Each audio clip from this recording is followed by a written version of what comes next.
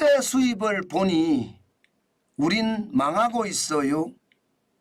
이 말이 어떻게 생각하면 충격적으로 와닿지 않나요? 제가 국세라는 게 국가 세금이잖아. 국가가 세금을 걷는 거예요. 수입이니까. 예, 수입을 분석을 해봤더니 야, 참 이거 괜찮을까? 저는 그런 생각이 진짜 많이 듭니다. 여러분 이거 한번 보세요. 전년 대비입니다. 올 1월이에요. 법인세 감소액 마이너스 2천억 원입니다. 법인세가 줄었다는 거예요.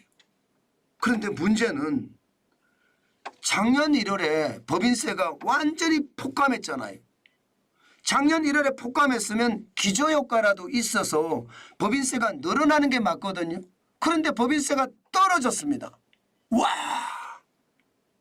충격입니다. 왜 충격이냐? 여러분, 법인세가 떨어졌다는 것은 기업이 잘 안 돌아간다는 뜻이에요.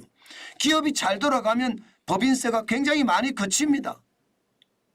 예, 작년 대비해서 작년이 워낙 많이 떨어졌으니 지금 이번에는 올라가는 게 맞다. 기저효과가 있으니까 그렇게 예상을 했지만 예상은 예상대로 빗나갔습니다. 진짜 최악입니다. 2천억까지 줄었습니다. 실제로 보세요, 여러분. 실제로 보시면 소득세는 이게 13조까지 올라갔거든요. 부가가치세도 23조 1천억까지 갔습니다. 법인세가 여러분 2조에 2조. 2조. 이게 일반적으로 3대 세목 이러면요. 소득세가 가장 많고요. 법인세가 그 다음이고요. 예, 부가가치세가 그 다음이에요. 그런데 부가가치세는 엄청나게 올라갔는데 법인세는 2조니 아이고 우리 기업들이 지금 망해가고 있다는 게 사실이잖아요. 소득도 많이 줄었다는 거예요. 소득도 예, 전년 대비해서 6천억 원이 늘었지만 13조 원이에요. 13조 원. 예, 법인세는 뭐 말해 못하겠습니까? 부가가치세는 그나마 소비를 한다는 뜻이에요. 이게 소비를 해서 23조 1천억 원이 늘은 게 아닙니다. 여러분도 알다시피 물가가 올라갔잖아요. 물가가 올라가니까 부가가치세는 최종 소비자가 내는 세금이 부가가치세거든요. 그러니까 물가가 올라간 만큼 예, 10%의 부가가치세를 내니까 여러분 부가가치세는 더 많이 거칠 수밖에 없겠죠. 아마 앞으로 말입니다. 부가가치세가 3대 세목 중에 1등이 될 거예요. 지금도 1등이 됐잖아요. 일반적으로 소득세가 1등, 법인세가 2등, 부가가치세가 3등 이렇게 되는 게 일반적이거든요. 그래야지 경제가 좋아진다는 거예요. 경제가 좋아진다는 것은 결국 말입니다. 소득이 많아진다는 이야기니까 소득세를 많이 내는 거고요. 기업이 잘 돌아간다는 이야기니까 법인세를 많이 내는 거예요. 그런데 예, 기업이 잘 안 돌아가고 소득이 줄어든다는 이야기잖아요. 와, 저는 이거 굉장히 충격적인 사실로 보고 있습니다. 다른 거는 거의 비슷비슷하게 합니다. 상속증여세 작년보다 많죠. 8천억, 2천억 원이나 많습니다. 예, 교통, 에너지, 환경세 작년과 똑같고요. 관세도 작년과 똑같습니다. 예, 기타 뭐 5조 5천억인데 1천억 정도 늘었으니까 작년과 비슷합니다. 여기서 지금 많이 늘은 건 부가가치세. 물가가 올라갔으니까 부가가치세 많이 늘어났다. 지금 말입니다. 이 지표대로 그대로 보면요. 스태그플레이션입니다. 스태그플레이션. 그렇죠? 스태그플레이션이죠. 부가가치세가 이만큼 올라갔다는 것은 고물가라는 뜻이고 법인세가 이만큼 쪼그라들었다는 것은 저성장이라는 뜻이잖아요. 소득세도 마찬가지고요. 지금 이 그래프를 보고도요. 예, 온갖 상상을 다 할 수 있는데 그 상상의 핵심이 스태그플레이션, 저성장의 고물가가 우리 예, 상황을 굉장히 나쁘게 한다. 당연히 저는 그렇게 생각이 듭니다. 게다가 말입니다, 여러분. 법인세가 이렇게 되는 데는 뭐 당연히 수출은 좋아진다고 하는데 좋아져 봤자예요. 그죠? 좋아져 봤자입니다. 1월이 예, 수출이 18% 늘어서 작년 1월에 16.6%를 넘어섰기 때문에 기저효과를 넘었다. 제가 그렇게 말씀을 드렸는데 세금 기준으로 봤더니 결국 말입니다. 예, 법인세가 줄어든 걸 보니까 그만큼 더 나빠졌다. 이렇게도 생각할 수가 있습니다. 근데 더 충격적인 거는 소비입니다. 소비. 내수가 이게 최악이라는 거 아니에요. 2년 연속 마이너스를 기록하고 있으니 상황이 나빠질 수밖에요. 아니 수출은 잘 된다 계속 하지만 소비는 안 된다 최악이다 이 말이 나온다는 거잖아요. 그러니 말입니다. 기업의 법인세가 그만큼 쪼그라드는 거죠. 또 이런 걸 가지고 말입니다. 어떤 사람들은 문재인 정부의 법인세를 윤석열 정부가 깎아줘서 그렇다는데 천만에요. 1%포인트 깎았습니다. 1%포인트. 그게 깎은 것도 아니고요. 그런데 경제가 꼬꾸라지니까 법인세를 많이 내지 못하는 그런 상황에 처한 기업들이 많다는 거고요. 심지어 말입니다. 줄폐업하는 기업들도 굉장히 많다는 사실입니다.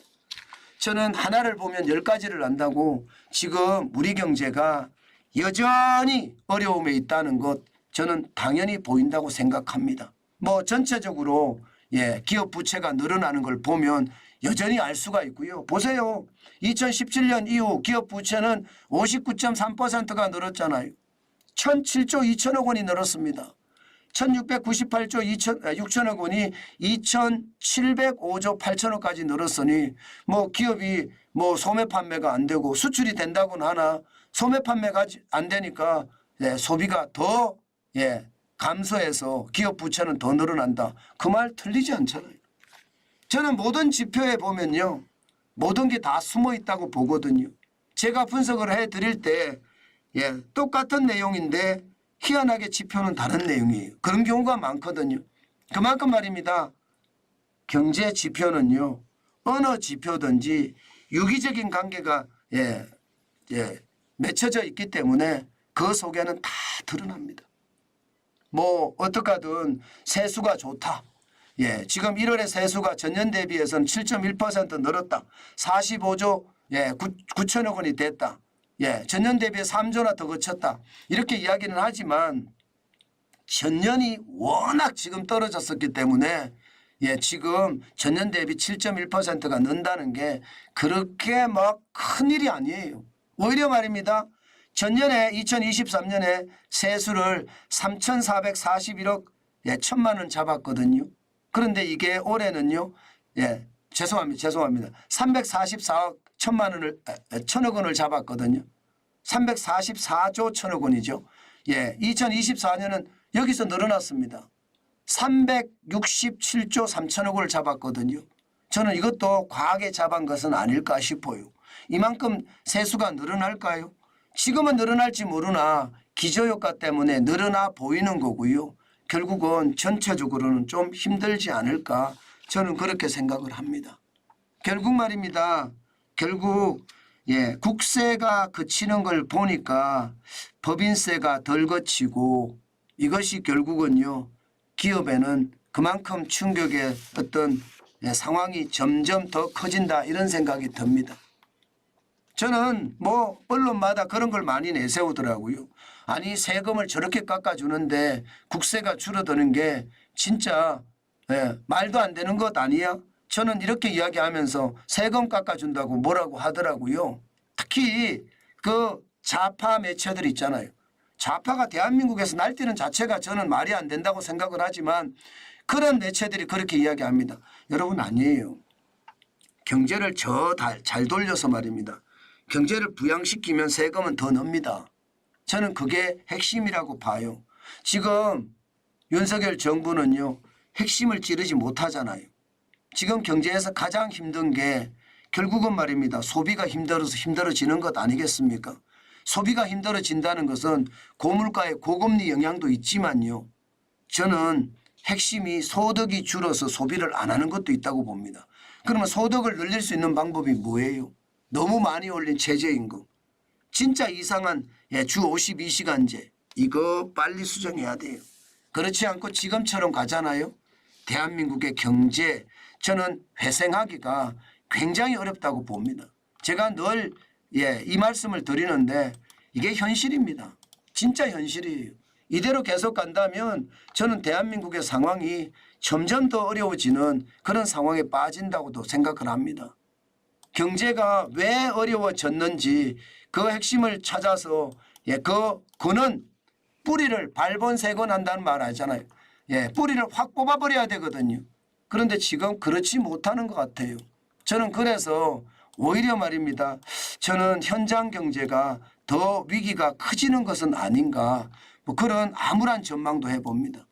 물론 앞으로 더 좋아지는 일이 저는 생길 거라고 생각은 합니다. 그렇지만 아직까지는 그냥 공상에 불과하지 현실로 나타나기가 참 쉽지는 않다. 그 말씀 여러분에게 또 한 번 알려드립니다.